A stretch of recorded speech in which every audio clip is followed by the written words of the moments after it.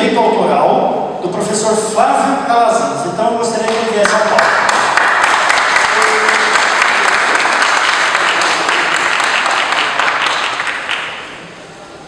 Boa tarde.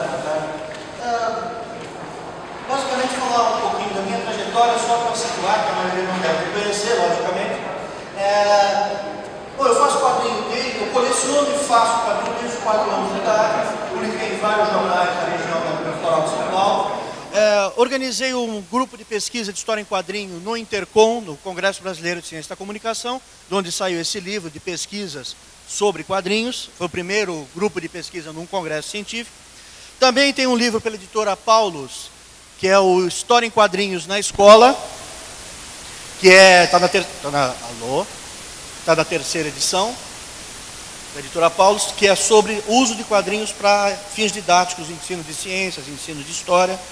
Como eu também sou autor, eu trouxe uns panfletinhos com uma oferta da editora. Pode passar, por favor, pessoal, passar para trás.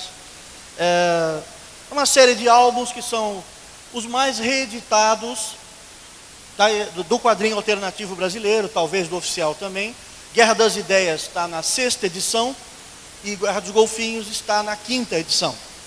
Bom, especificamente sobre a cartilha. Eu fiz faculdade de Direito, onde eu me dediquei à história em quadrinho, ao direito autoral, como autodefesa. Eu fui convidado, na época do Bira, da nossa chapa, a participar da chapa. Nós fomos eleitos para aquecer, o Bira era o presidente, eu era diretor executivo, o Vorney acho que era tesoureiro ou secretário. E aí nessa época, como pouco eu tinha a oferecer para a Intercom, para aquecer, eu me ofereci para fazer uma cartilha de direito autoral. Há 30 anos, chama Xerox, porque a minha está horrível, né?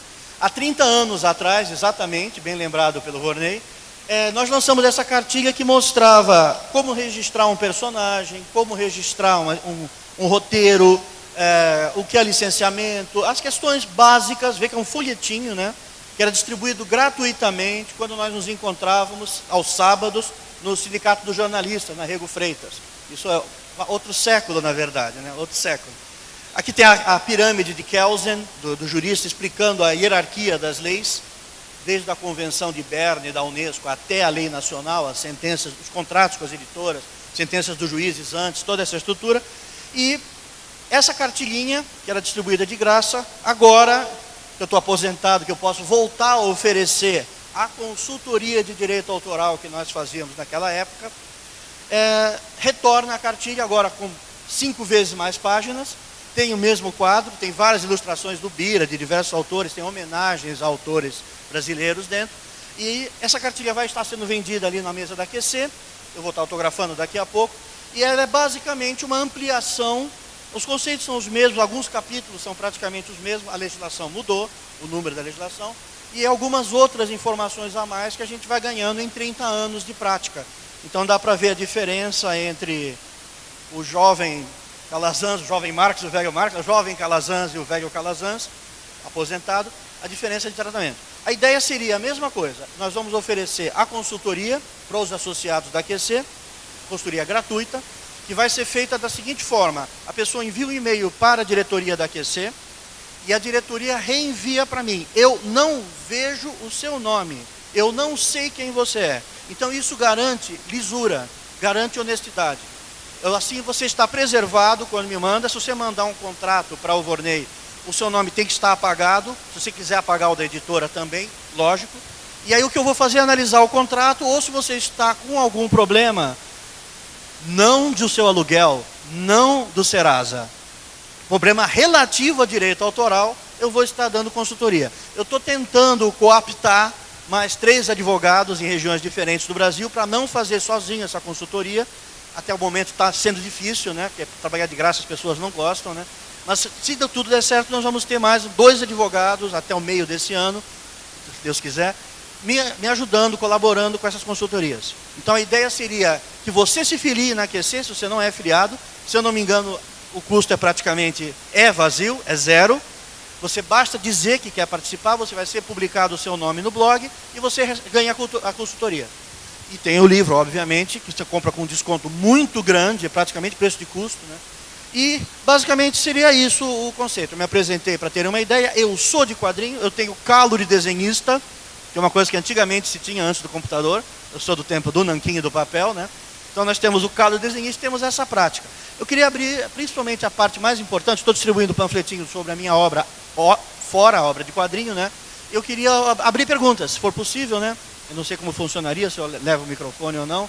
Se alguém quiser fazer uma pergunta sobre a cartilha, sobre como vai ser esse funcionamento, sobre para que saber os seus direitos, sei lá.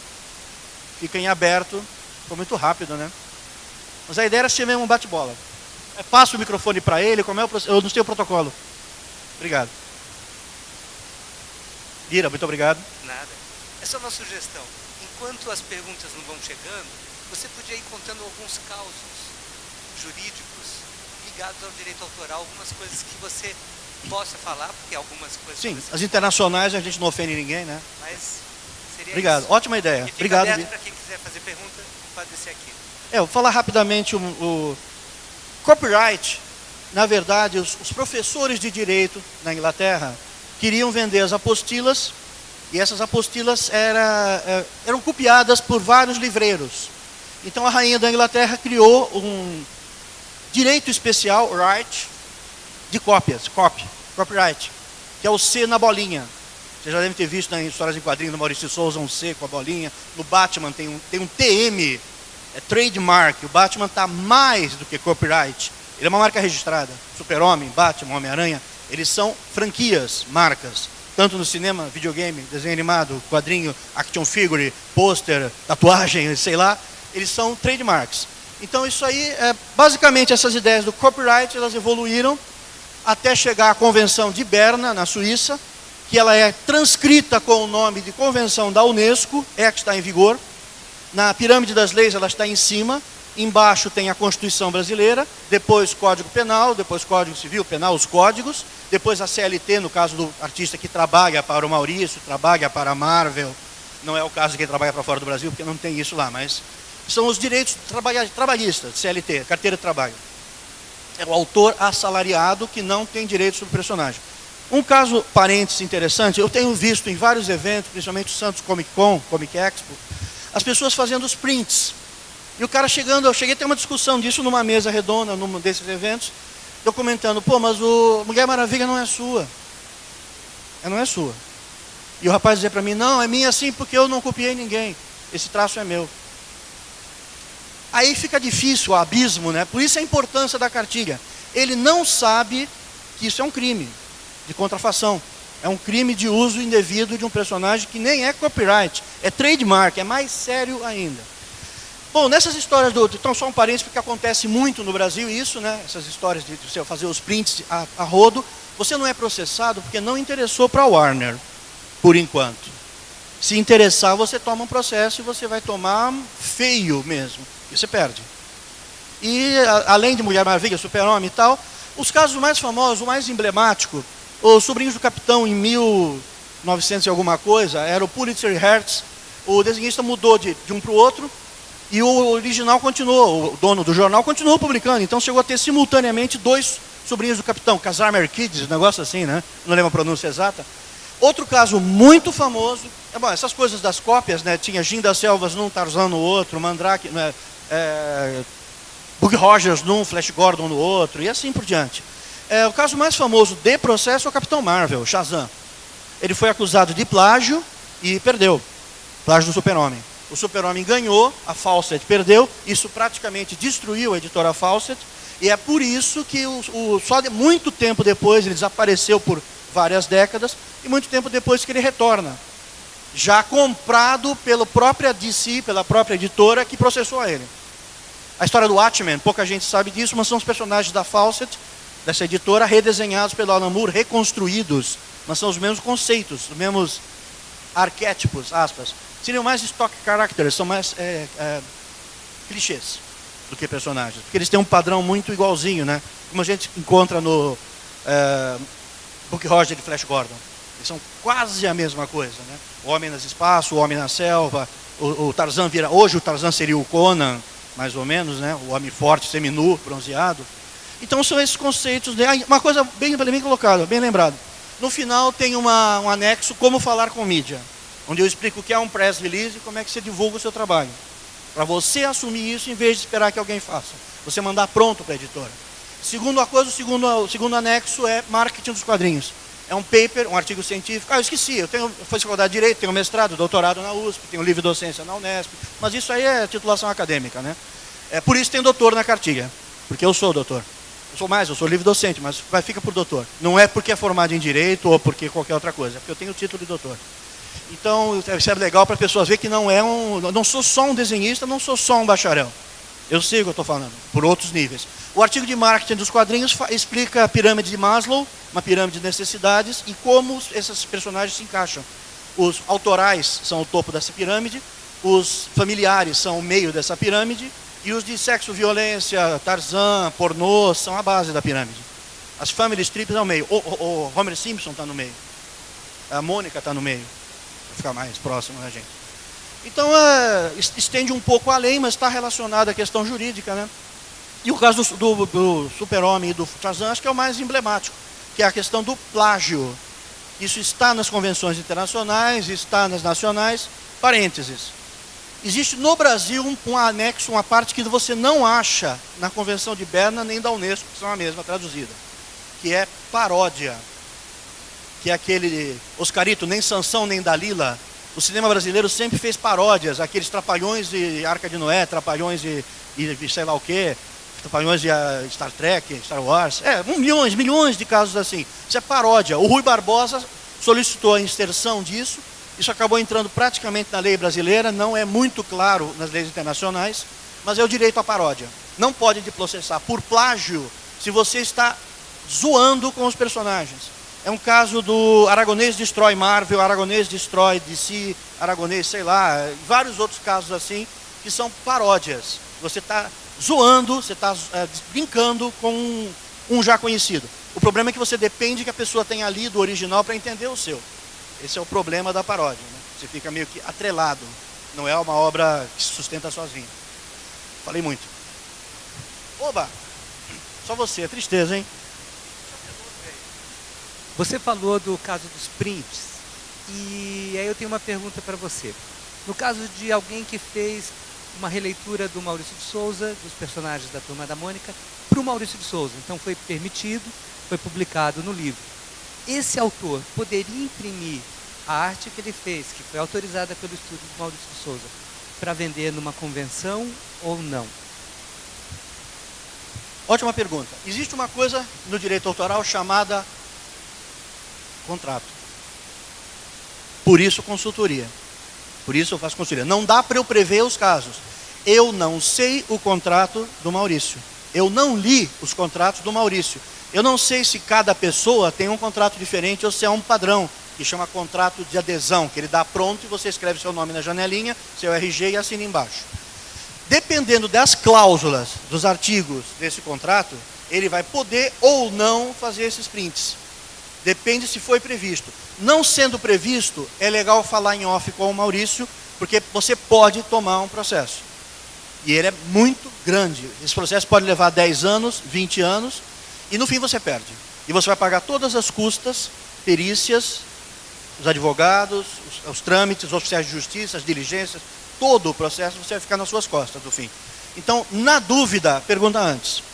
Primeira coisa seria olhar o contrato. Essa questão dos prints, eu vi um desenhista da Marvel vendendo os próprios originais dele. Eu não sei como é o contrato dele. Eu cheguei a perguntar, ele não lembra. Eu perguntei para o rapaz, você está autorizado a vender? Porque esse original... Ah, mas eu escaneei, mandei o digital para eles, o suporte de papel é meu, o rascunho é meu. Eles autorizaram você a vender? Na dúvida, pergunta. Porque você pode...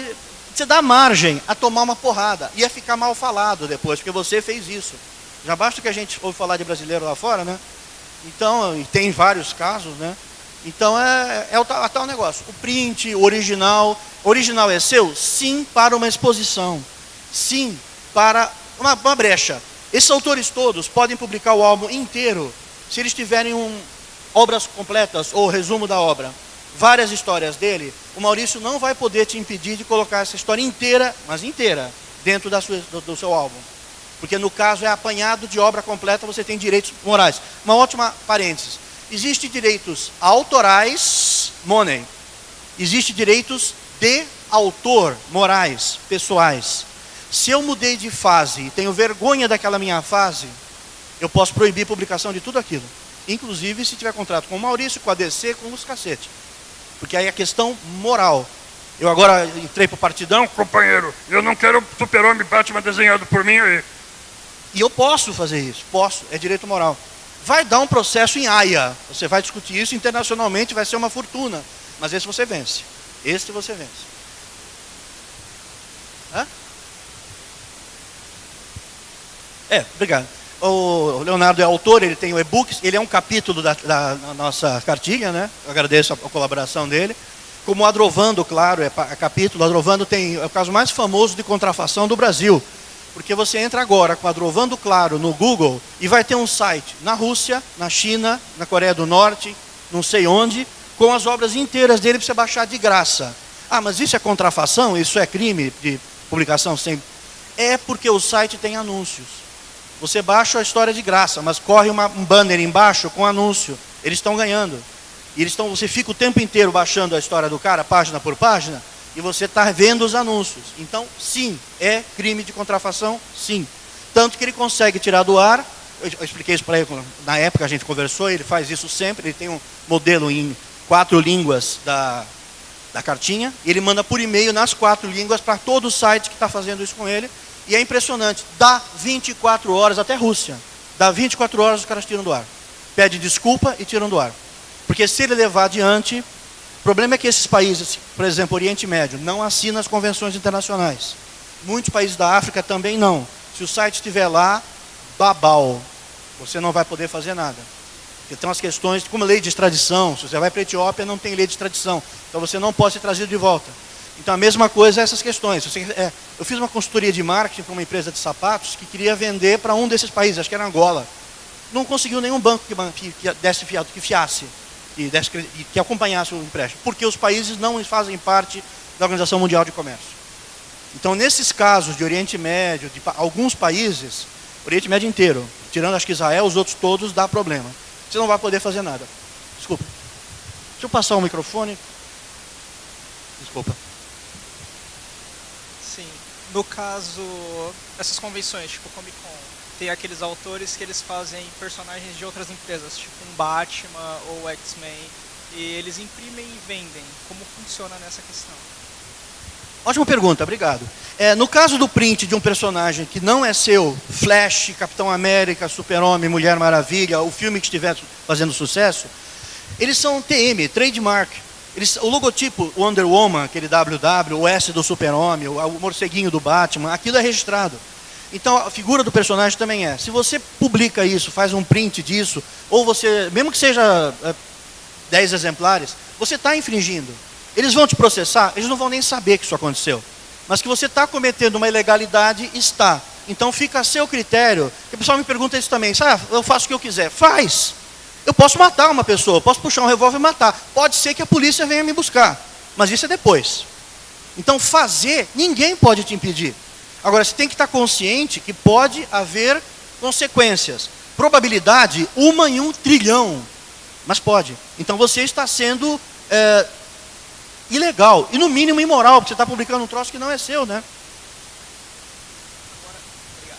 Sim. Agora, no caso de edições especiais comemorativas que saem antes dessas convenções, que eles lançam aquelas edições com capas brancas para o próprio artista desenhar na capa um desenho autoral. Aí eles já estariam recebendo por isso, porque afinal a pessoa comprou a revista, o dinheiro foi para a editora e depois o artista deveria cobrar nesse caso? Ou não? Porque o dinheiro já foi para a editora, a capa é branca, é lisa para o artista desenhar, a editora já recebeu. Se é um original seu, você tem direito sobre ele. Se está desenhando um personagem de outra pessoa, tem essas implicações. Como eu comentei antes, teria que ver, quando ele fez essa revista que tinha capa branca, para ele que desenhasse nos eventos, da de San Diego Comic Con. Sim, eu sei. Sim, eu entendi. São as revistas impressas, mas a capa está em branco, tem só o título para o cara desenhar. Eles já estão prevendo que você desenhe, por isso que foi feito. Provavelmente no contrato dele consta que ele vai desenhar nessas capas. Então está liberado que ele põe o personagem que está dentro da revista. Eu não li o contrato. É isso que a gente está falando. No caso do direito, quando você faz um contrato de aluguel, um contrato de compra e venda, depende do que está escrito no contrato. Porque o contrato tem um termo em latim, lex inter pares. Entre os dois, o par, as duas pessoas, quem vende e quem compra, tem uma lei feita entre os dois. O que diz nessa lei é o seu contrato. Se um dos dois rompe, aí vai-se ao fórum pedir ajuda. O fórum é mais ou menos um hospital. Quando está doente, você leva para lá. Se ele estiver bem, ninguém reclama. Agora, se quebrou a perna, está com gangrena, vai ter que amputar um braço, aí você procura o hospital. O fórum você só vai quando a relação jurídica está doente. Ela teve um problema, ela não está funcionando. Eu não sei se eles estão gravando. Se for um artista que ele não é contratado dessa respectiva editora, é um artista autoral, trabalha por conta e ele faz na capa de uma revista dessa editora, ele deveria cobrar? O artista que ele não trabalha para essa respectiva editora, mas mesmo assim ele faz uma arte na capa branca dessa edição comemorativa, ele deveria cobrar por essa arte? Bom, se o seu original é um rascunho seu, e se a pessoa que está comprando a revista quiser pagar, se ela é não pago, você não faz. Eu não sei. Eu não sei exatamente o que seria a situação. Se um outro cara está desenhando na revista que não é dele, se o cara que está comprando está querendo que você desenhe e está pagando, aí entre você e ele. Porque quando você vai ali e pede uma Coca-Cola, é um contrato de compra e venda não escrito. Mas é um contrato. Você pede uma Coca gelada e dá o dinheiro. Se ele não te dá a Coca gelada, você chama a polícia. Então não vai chamar porque é besteira, né? Mas na verdade é uma ruptura de um contrato verbal. Quer dizer, são milhões de casos. Como você vê, ele está levantando várias situações. A questão da consultoria é justamente isso. Você tem que trazer os detalhes ou o contrato para se conversar. Falar no geral é fácil. A cartilha já tem. Só uma coisa, das consultorias que eu fiz, eu montei uma pasta desse tamanho na época da QC, e muito tempo depois eu continuava fazendo essa consultoria. E eu sou da área, eu me preocupo, eu vejo meus contratos, pessoas mandam contratos para mim. 90% das consultorias eu respondi a página 17, página 14. Porque está aí. O cara quer que você mastigue, ele quer que você explique com mais detalhe, mas já está previsto. Porque o grosso não sou eu, é a Convenção de Unesco, a Convenção de Berna, essas coisas retornem para 1700 e alguma coisa com a Inglaterra, com as leis de cópias, que já era impressão. Volta para Gutenberg com a Bíblia, né? Volta para aquelas épocas, e que começou a imprimir, tirar cópia, você tem a multiplicação da imagem, né? A obra de arte na era da sua reprodutibilidade técnica do Walter Benjamin, aquele texto famoso, né? Acadêmico. Bom, mais alguma pergunta? É que eu não... Desculpa. Eu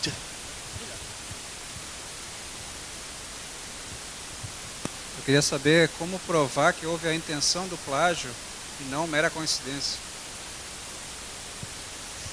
Obrigado. Fica com o microfone. Como provar o plágio? É o seguinte, no caso do Batman, do Super-Homem e o Capitão Marvel, desenhistas, autores de quadrinhos, roteiristas foram chamados para falar no processo quantas semelhanças tinha. Os dois tinham capa, os dois voavam, os dois eram invulneráveis, os dois eram super fortes. Tinha algumas diferenças, um soltava raio, o outro não. Um via através das coisas, o super ouvia, o outro não. Quer dizer, tinha umas diferenças, mas assim, o número de similaridades foi o suficiente no processo para que fosse considerado plágio o Batman, o Super-Homem e o Capitão Marvel. No caso de você ser plagiado, tem uma regra de ouro. Quem fez antes? Porque é muito difícil alguém plagiar antes de existir o outro. Então a ordem cronológica é o primeiro critério. Quem publicou primeiro? Por qualquer tiragem, qualquer coisa. Você publicou, você tem o material, você tem testemunhas. Você nem precisa ter registro de direito autoral, registro de Biblioteca Nacional, como é que você faz os registros. Não precisa. Basta que você tenha testemunhas e você consegue provar isso, desde que eles topem ir no fórum e participar da audiência, e voltar depois segunda vez e tal. Normalmente faz uma tabela para o juiz com a perícia, né? Porque eu faço perícia de consultoria, eu faço perícia de direito do consumidor, então eu sei mais ou menos o que é a perícia por esse lado de perito. Oi. Oi. Eu queria saber, agora que você tocou nessa coisa da publicação, se a publicação na internet ela vale como prova de que, enfim, que você fez e publicou. Você publicou primeiro. Segue a regra da testemunha, nos casos mais... Porque a internet você teria que baixar o site e ter a data que você capturou. A data de captura, antigamente no começo da internet a gente imprimia, porque vinha a data. Isso é muito discutível, essa impressão, porque você pode falsificar isso também. Então a questão principal seria testemunhas. Você pôs na internet, chama as pessoas, chama um monte de gente. E essa gente vai depois, posteriormente, que viu o material, vai dizer se é, se não é, se não foi. Eu fui vítima de plágio umas 2 vezes, 2 ou 3. 3 se for considerar, eu não vou entrar nos detalhes, mas tem até na cartilha um caso, que é uma história minha, que é uma brincadeira com a Ku Klux Klan, e eu inventei para o peito do personagem um símbolo, eu inventei o símbolo. A história está igualzinha, a história foi publicada num fanzine de Aracaju, na época, o Centauro Sem Cabeça, e o mesmo símbolo o cara copiou, acho que ele não sabia que eu tinha inventado, as falas são iguais, os personagens são iguais, os alienígenas que eu pus na história não são iguais, e na verdade, o símbolo é o ponto forte. Além das minhas testemunhas, o símbolo que eu inventei, baseado, distorcendo uma runa nórdica, está no peito do meu personagem, está no peito do personagem do cara. Então, o autor vai te dizer por onde ele pode provar, no caso meu desse símbolo. Mas normalmente você vai precisar disso, perícia de outros desenhistas e principalmente testemunhas. Mesmo no caso da internet, nada é melhor do que testemunhas. Outra regra, testes unis, testes nulis. Uma testemunha não é prova, é plural. Você tem que ter 2, 4, 6, 8, quantas mais tiver, melhor. Lembra o processo do Lula lá no Triplex, ele trouxe 80 e tantas testemunhas? Elas têm que ter o que dizer também. Elas têm que se comprometer a dizer. Num dos casos do plágio que eu tive envolvido, que eu fui plagiado, algumas pessoas se ofereceram para dizer, eu perguntava para as pessoas, você viu a história original? Você segura uma discussão, um interrogatório com o juiz, com o promotor? Você segura? Você viu? Ah, eu não vi, mas eu quero te ajudar. Não, não pode. Você não viu. Na hora que te apertar, você sua, você gagueja e você atrapalha o processo.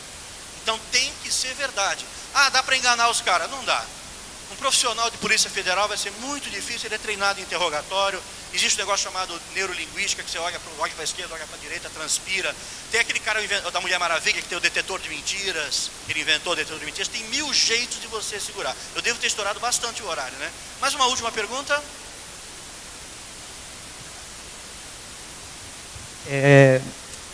Você está falando de personagens que tem ou o trademark ou tem o copyright e que tem esse registro.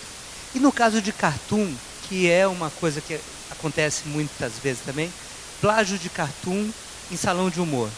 Inclusive chegou a ter salão de humor internacional que copiaram o desenho do Quino inteiro. Nesse caso, não tem um registro do personagem, porque é um cartoon, é algo genérico. Como é que fica o direito nesse caso? E aí depois o Vetilo tem uma história muito interessante que eu acho que você vai gostar de conhecer. Vou pedir para ele vir aqui. No caso do cartoon, passa para ele já. No caso do cartoon, conheço 2 já. No caso do cartoon e da charge, foi publicado em algum lugar. No caso do Quino, provavelmente ele publicou em algum lugar. Então isso existe uma publicação. Tem uma outra coisa. Você pega um exemplar da revista. Existe um negócio que é o tempo de envelhecimento do papel. Existe outro negócio que é a ferrugem do grampo. Existe outro negócio que são os fungos do papel. Isso chama perícia. Para quem assiste aquelas coisas CSI, aquele negócio de investigação que tem os laboratórios de perícia criminalística, dá para fazer. Dá para dizer a idade do papel, dá para dizer pelo amarelado, pelo fungo, pela ferrugem do grampo, dá para dizer quem veio antes. Então tem como provar, além das testemunhas?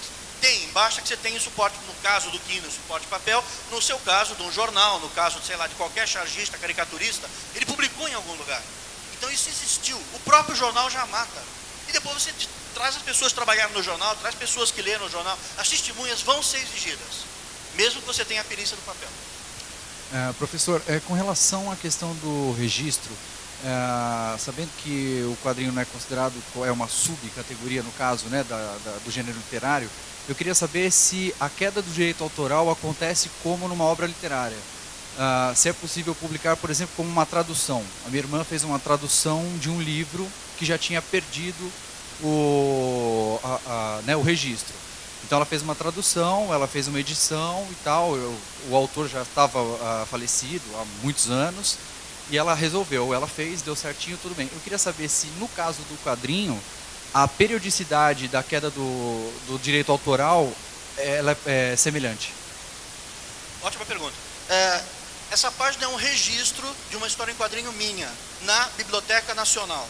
Nessa época ainda era de graça. Pela convenção da Unesco, Iberna e etc., devia ser de graça. Eles cobram, na Biblioteca Nacional do Rio de Janeiro, uma taxa de expediente de 30 ou 50 reais, ou algo assim. Então eles te cobram, mas eles chamam de despesas de expediente, de papel. Ou seja, eles registram, não é subliteratura, gênero literário, categoria história em quadrinho. Uma história minha de 4 páginas que eu registrei para a cartilha. Esse documento também está na primeira edição, eu reproduzia ele. Quer dizer, sim, segunda coisa, tradução. A tradução costuma ser contratada, então ela costuma ter direito autoral de quem comprou os direitos do livro. É domínio público, 60 anos depois que o Bob Kane morreu, no caso não porque é trademark, mas se não fizeram trademark, um bom exemplo assim, do Tarzan, é o seguinte, no caso, 60 anos depois da morte do autor, por 60 anos, filhos, netos e bisnetos vão poder ganhar dinheiro com isso. Passou 60 anos, domínio público. Publica quem quiser, não é de ninguém mais. A menos que fosse Tarzan. Tarzan é um nome criado numa língua que Edgar Rice Burroughs criou para os macacos. Tarzan quer dizer pele branca. Ele tem uma fazenda chamada Tarzânia. Essa palavra não existe em língua nenhuma, porque é dele. E ele registrou a fazenda Tarzânia. Tarzan é trademark. É uma das mais antigas trademarks. Talvez o primeiro herói de quadrinhos com trademark, ou Popeye ou ele. É um dos dois. Mas aí depois você vê com mais calma no Google. Mas sim, se tiver registrado como trademark, não tem como. Então a questão da tradução, ela é contratada, ela é autorizada pelo dono do documento, do trademark, né? Não sei se foi mais ou menos. Desculpa o horário. Boa tarde, Calazans.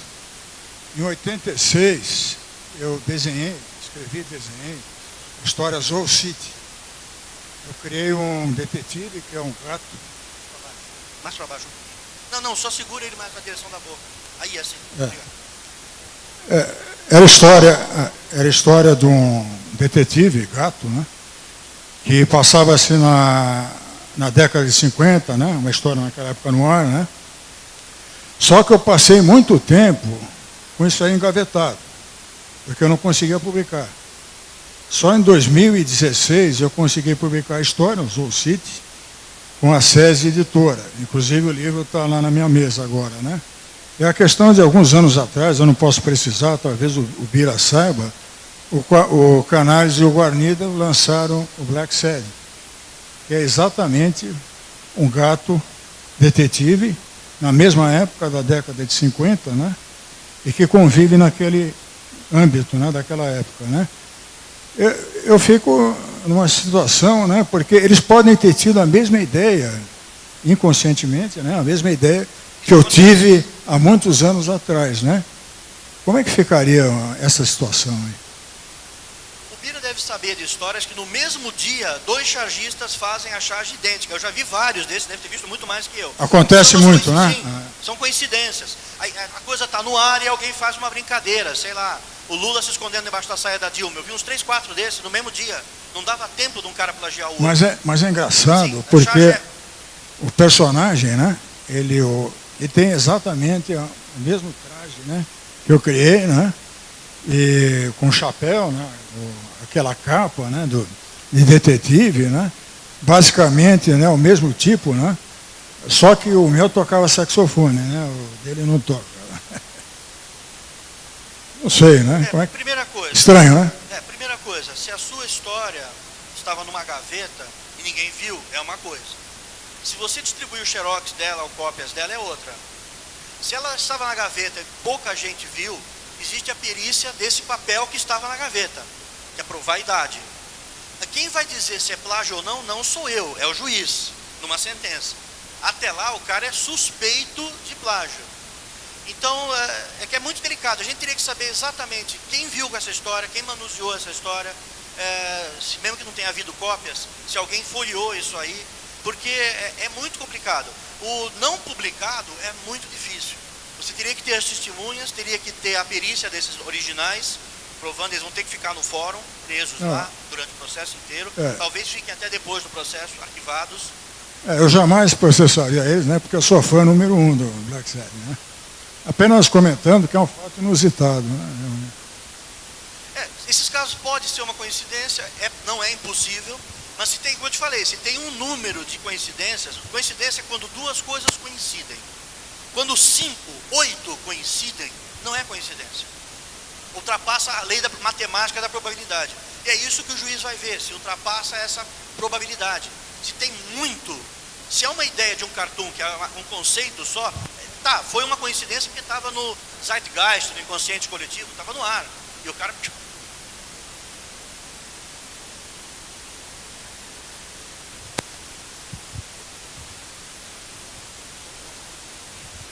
O convívio com os animais, né?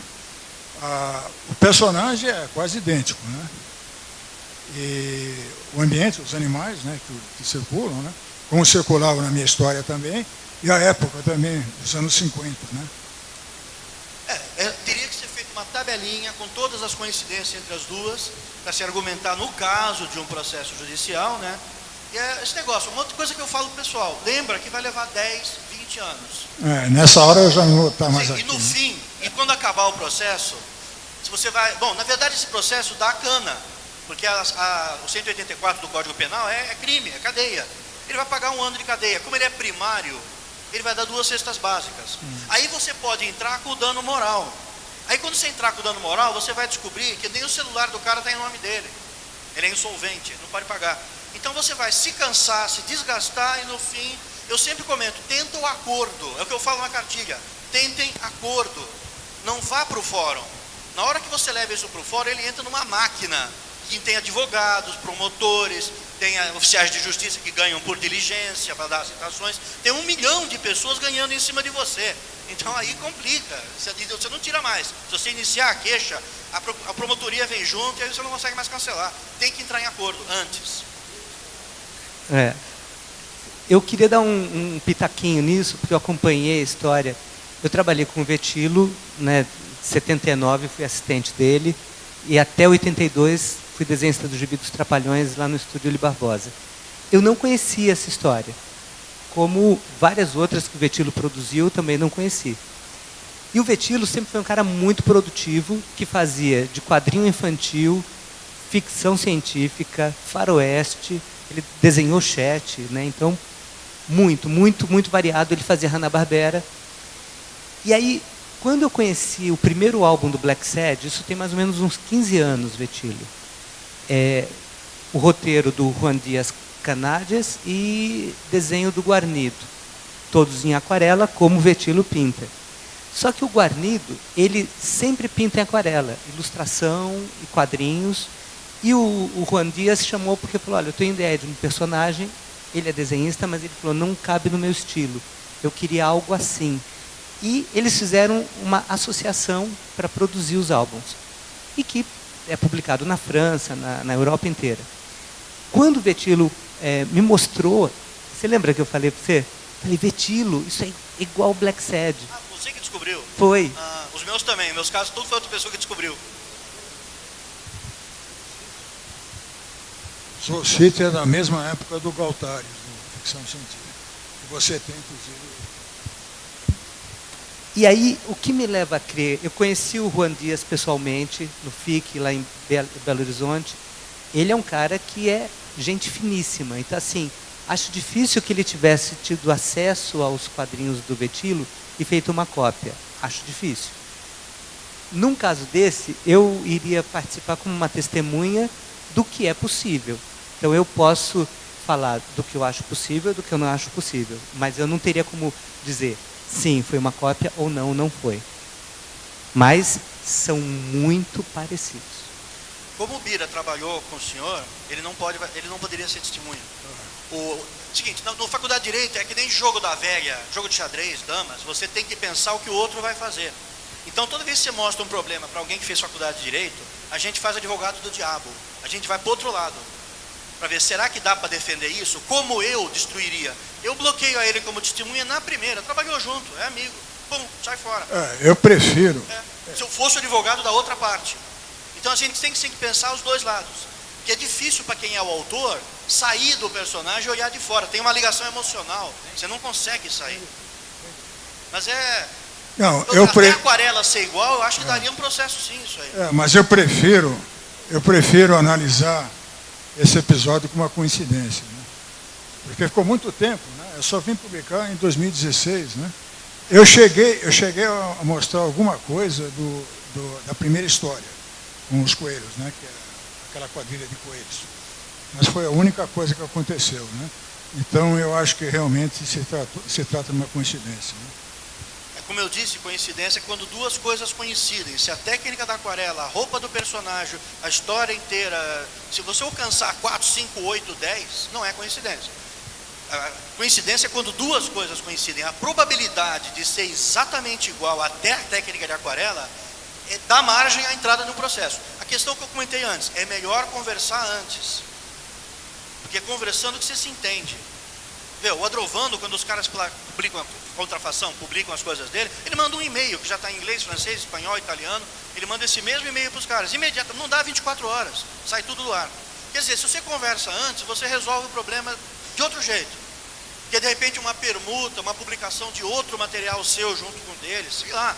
Quer dizer, tentem acordo antes. Uma coisa que eu coloco no final da cartilha, quando você faz um contrato, você pode já estabelecer o que chama juízo arbitral. Você não vai ao fórum, vocês colocam 2, 3 pessoas que são de confiança das duas partes, são pessoas honestas, isentas, tal, e você põe essas já no contrato que no caso de uma disputa, esses caras vão resolver. Então isso vai ser só homologado por um juiz, se houver uma disputa. Quer dizer, tem até essa posição que é o juízo arbitral, que você foge do fórum. Eu prevejo essa colocação, isso tem no direito civil também, eu cito na cartilha como sugestão.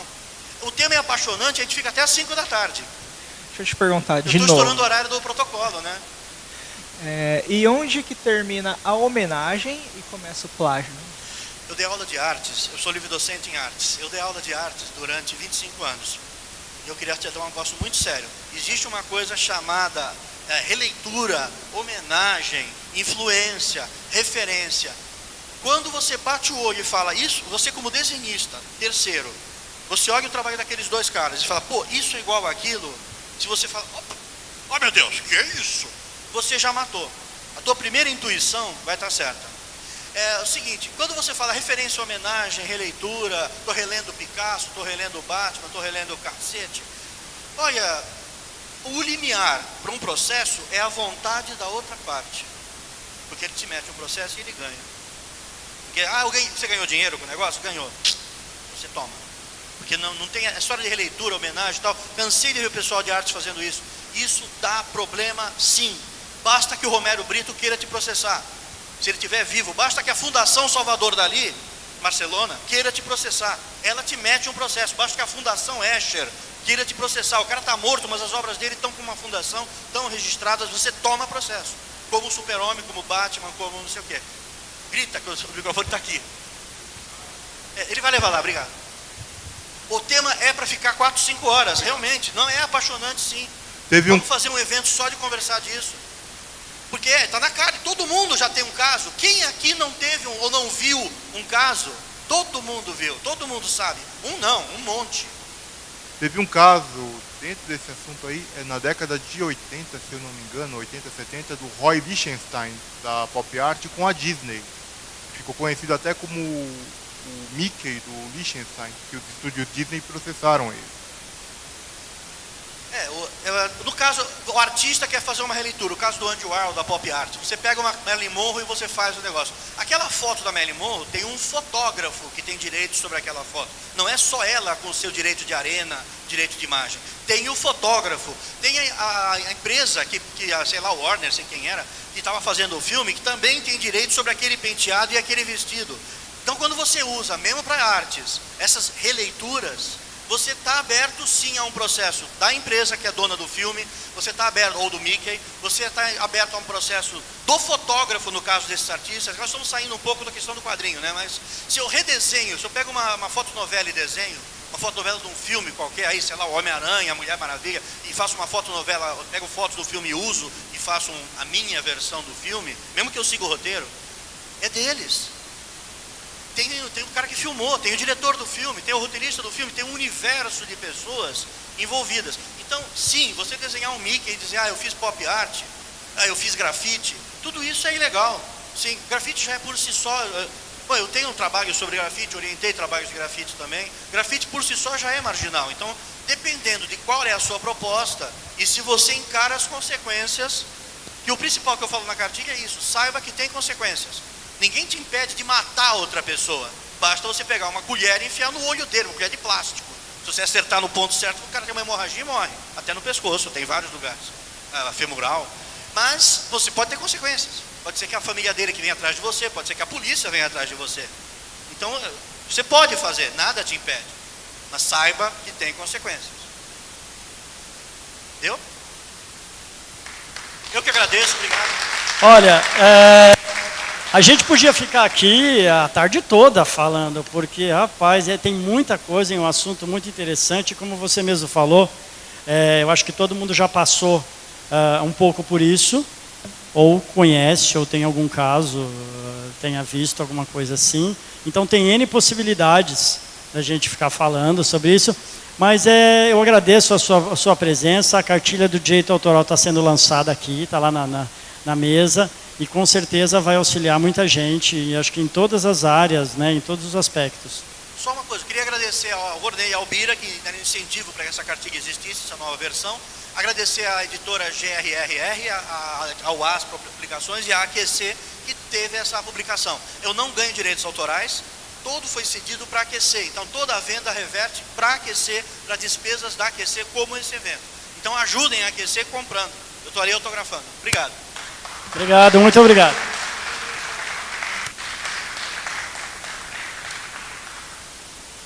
Dando prosseguimento ao nosso troféu Ângelo Agostini, nós vamos... Peraí, tá.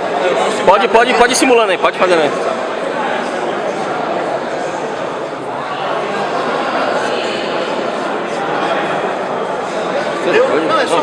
Pode ir. Olha pra cá. Olha pra cá. Olha pra cá.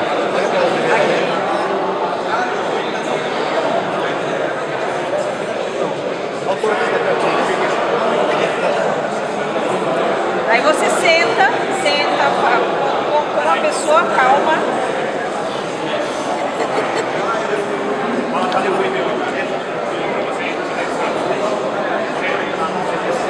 Peraí.